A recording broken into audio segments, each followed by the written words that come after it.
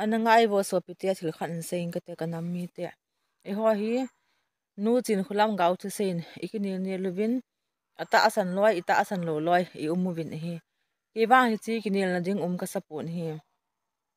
mai bela me thiu sunga khoi be na hi le ke ma ita asan hon ka sang ke sanga thil thu pi hin bol ding hi ong anati in je su in chule Timothy lang kho ibe na hi le ninung lang ting le pathian ngai sa le ma athil bol tha janum lo jong hong tam di akitin I choi ge la hi le ta bang thil kidang jesu mina ki bol ho hi iga ta asan da dong chu pathian ki ngai sa le ma pathian ngai sa le ma thil bol tha janum lo ho chun ki kha ki ding a hi in a hin la ga ta asan wal jing dong chu ninung lang te nga hi le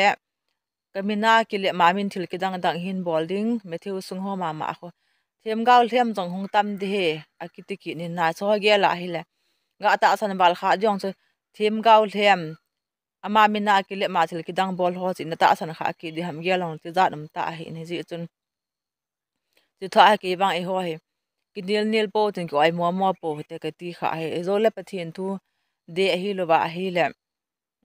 nel pi ham kha chu ki khan te na alang langa dinga ka se heti ka gelin abana ka se kit nom chu hi le Timothy a khu se ya chu pathian ngai sa le ma ninung lang te le pathian ngai sa le ma athil bol atha janom lo hong tam de ki tiang gel ti za ma se bang wa chu ninung lang ting le e kamina kil ma thil ki dang bol hong tam ding thim gaul hlem hong tam de ki thon se gela hele ini ni a he gin mo thei hin hanang chu ade kha chu di mo poi ti the rong hi pon ji hin ama ho gau wa mu nei ho ham lo thil ki dang bol ho ham long chun pathina kun hi lo ma hon mo ki po jeng ta vin te ka ti he chu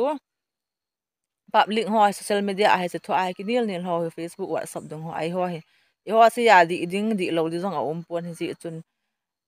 e ho he